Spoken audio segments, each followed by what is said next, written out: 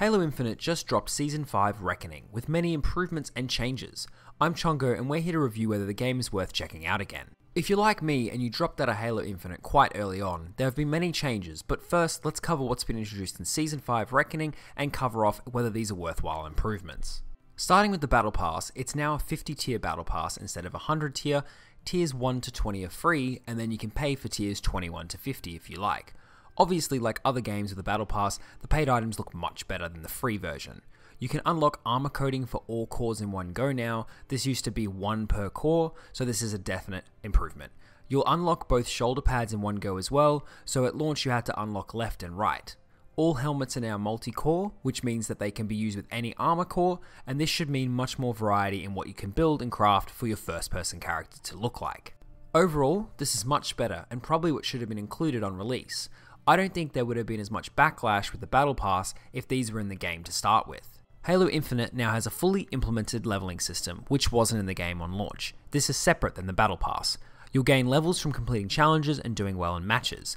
And now in Season 5, instead of getting new insignia and nameplates, you can actually become the Master Chief, with the Mark 6 armor core and campaign season armor coating. This is awesome to have an actual reward for going through these ranks, which is different than the Battle Pass system, and another section that was expected on the release of Halo Infinite. Included in Season 5, we have a new multiplayer mode Extraction, which was introduced in Halo 4. Across the board since release, there has been many more game modes added to choose from when you choose to jump in and play.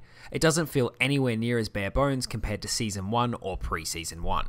Included in Season 5 are two new maps. One of these is Forbidden, which is a long abandoned Forerunner structure with two main sides, a lush jungle side and a dry barren side. And the next one is Prism, which is actually a mine, which has a decent amount of colour and is a nice looking map for a Halo game and a different style than we're used to.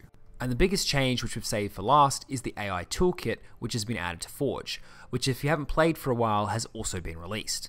You'll be able to have 32 AI units on a map at one time, which does sound small, but I'm sure the Forge fanatics will create something amazing for everyone to play.